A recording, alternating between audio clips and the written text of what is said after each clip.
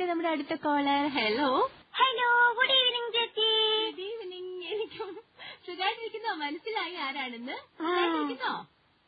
സുഖമായിട്ടിരിക്കുന്നു. ചേച്ചിക്ക് സുഖമാണോ? സുഖാണ്. ഇപ്പൊ ഇനി ഏത് ക്ലാസ്സിലാ മോള്? ഇനി 8ല്. ഇനി 8ല്ലേ? ചേച്ചി? ചേച്ചി ഇനി 10ല്. 10ല്. ആഹാ. പിന്നെ എങ്ങനെ ഉണ്ടായിരുന്നു എക്സാംസും ക്ലാസ്സസും?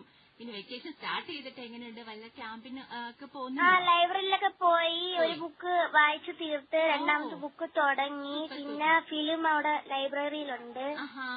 അപ്പൊ അതെല്ലാം കാണും. ആണല്ലേ? ഏത് ബുക്കാ ഇപ്പൊ വായിച്ചു തീർത്തത്? കണ്ണന്റെ ലോകം എന്ന് പറയുന്ന സന്തോഷിന്റെ ഒരു ബുക്ക്. Okay okay. അപ്പൊ ഈ വെക്കേഷന് നമ്മള് 2 മാസം കൊണ്ട് കുറെ ബുക്സ് തീർക്കും അല്ലേ? ഭയങ്കര നല്ലതാട്ടോ. അപ്പൊ പിന്നെ സമ്മർ ക്യാമ്പ് ഒക്കെ ഉണ്ടോ? പോകുന്നുണ്ടോ ഏതേലും? സമ്മർ ക്യാമ്പ് ഇന്നോട്ട് തുടങ്ങി. ഇന്ന് പോയില്ല. നാളെ തൊട്ട് പോണം. എത്ര ദിവസത്തേക്കാ? 4 ദിവസം. 4 ദിവസം. ആഹാ. എവിടെയാ മോനെ? നമ്മുടെ ശാരദാസിനി വായനശാലയിൽ. Okay okay. എന്തായാലും അങ്ങനെ ഒരു ടൈം പോലും ഇങ്ങനെ മിസ് ചെയ്യാതെ കുറെ കാര്യങ്ങൾ പഠിക്കുകയൊക്കെ ചെയ്യാട്ടോ. പിന്നെ ഇന്ന് എന്താ ചെയ്യാൻ പോണേ? ഇന്ന് കഥ പറയാൻ പോവുക. ഓക്കെ, പറഞ്ഞോ. വിശക്കുന്നവന്റെ മാണിക്യം. ഒരു പൂവൻ കോഴി മുറ്റത്ത് കൊത്തിപ്പറക്കി നടക്കുകയായിരുന്നു. തിന്നാൻ എന്തെങ്കിലും കിട്ടുമോ? അതായിരുന്നു പൂവൻ കോഴിയുടെ വിചാരം. അതെന്താ തിളങ്ങുന്നത്? തിളങ്ങുന്ന ഒരു കല്ല് കണ്ട് കോഴി അങ്ങോട്ട് ചെന്നു. വലിയ വിലയുള്ള ഒരു മാണിക്യമായിരുന്നു അത്.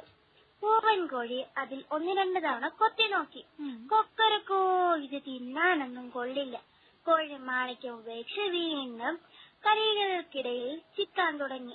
അത് കണ്ടൊരു കാക്ക പറഞ്ഞു, മണ്ടൻ കോഴി, വലിയ വിലയുള്ള മാണിക്യമാണത്, നീ ഉപേക്ഷിച്ചു പോയത് അറിയാമോ?